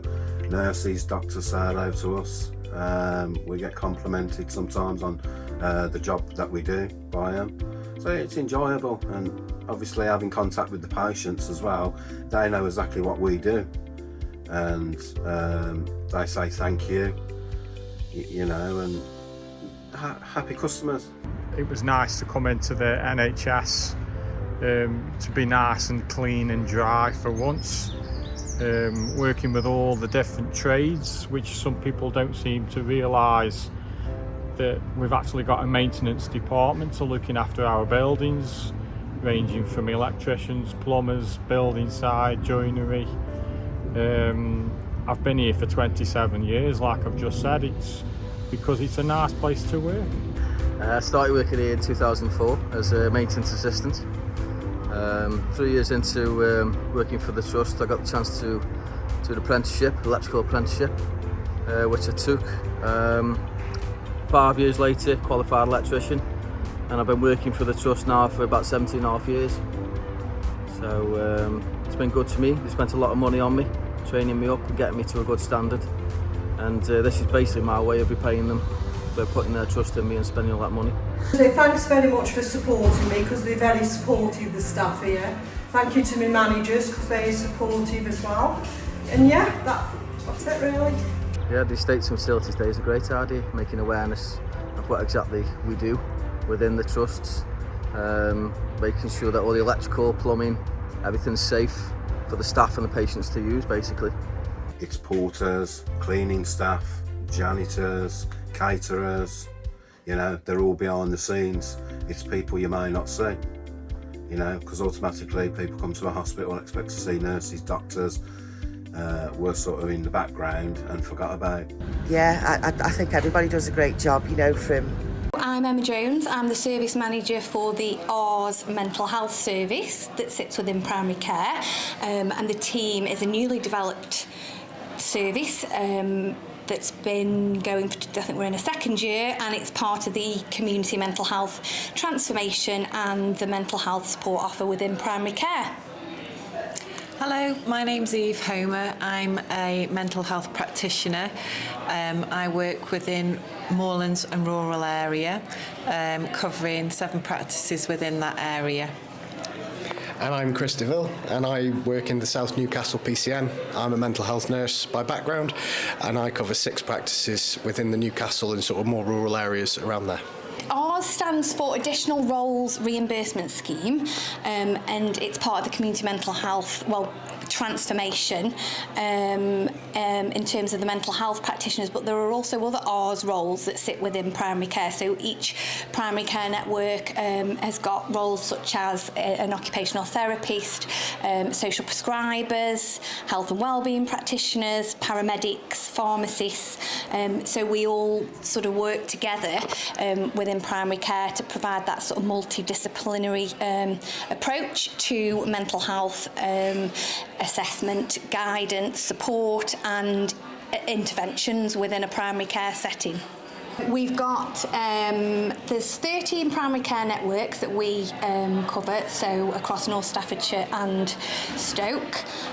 We've got 13 mental health practitioners that are aligned to each primary care network. Within each primary care network, there's an average of sort of 5 to 6 GP practices. And then we've got support time and recovery workers that are aligned with the mental health practitioner to each PCN to offer a recovery-focused approach to support mental health. The objectives obviously are to provide earlier intervention for people with mental health who are experiencing mental health difficulties. Obviously that will aid combined in the sense that we're looking at not as many people needing to go to places like access services, hopefully reducing the pressures on those teams, but also providing a smoother pathway for people and hopefully that trusted assessment so that we can see somebody in a primary care setting, and should we feel that they need something such as CAMHS or community team support, then we can refer directly to them rather than having to see somebody in primary care, somebody at the access team, somebody, and then they have to have another assessment again. So it's about improving the patient journey. What we're hoping to do is see people who fall between primary and secondary care. So if a patient has been within secondary services, the discharge pathway can include ourselves, it can be a step down to ourselves. Also, if someone's come from primary care and we feel that they need extra support, we can provide an intervention. And if we've seen someone, several times and we feel that this still isn't quite the right treatment, the correct care, we can then step up and someone can go through to secondary services. So we are sitting in between the two. Generally, we are very different. All the PCNs work differently. They all need something slightly different based on their population. So actually, people's days are quite varying. We check out sort of any information about the patient that we need to, make sure we're up to date, see if they're under any services currently, and then obviously when we see them, if we haven't seen them before, we'll do our assessment and obviously decide, does this person need an onward referral to secondary, or do they need some other support, or as Eve said, can we provide some support in the form of a brief intervention. Yeah, just to add, I think there's quite a lot of liaison as well with voluntary services, secondary services, drug and alcohol services, wellbeing. We do a lot of communication really between the different services out there and refer on or needed. There is a lot of patients, I believe, do know we're there. I think a lot of obviously the GPs, it's been about getting the information out over the course of the teams being established, so the GPs are aware that we're there, the other practitioners from the PCN are aware, so people get referred into our diary, if you will, from all sorts of directions. Generally, patients are aware, but obviously the more we can do to get the name of the team out there so people are more aware of us, the better, I think we're being promoted in the surgery reception areas now, and there's lots of Twitter. Yeah, we have a Twitter page.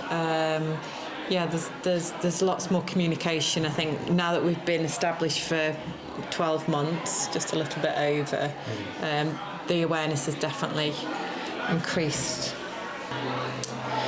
I think as we've sort of established ourselves more and the teams are growing, they're going to become more frequent. But just from a personal perspective, someone came to the practice and they'd had a long period of being unwell and had stopped taking the medication. and it was actually over the Christmas period last year, and they were extremely stressed because it was at that time of year. And it was the speed that they were able to be seen by a practitioner. So they'd seen the GP a couple of days before. They were able to be put into my clinic. We were able to initiate a medication whilst at that particular time, and also link into this particular person had come from out of area, but we were able to get information about them. So rather than go down the route of going to the GP and then being sent on to the crisis care centre and you know, having to repeat themselves, go through numerous assessments, the treatment was actually sought in that hour appointment. So that was a really successful, and the follow-up was provided for the person as well, and it was all in-house really, so that the person didn't need to go through to secondary services. It was provided by primary care.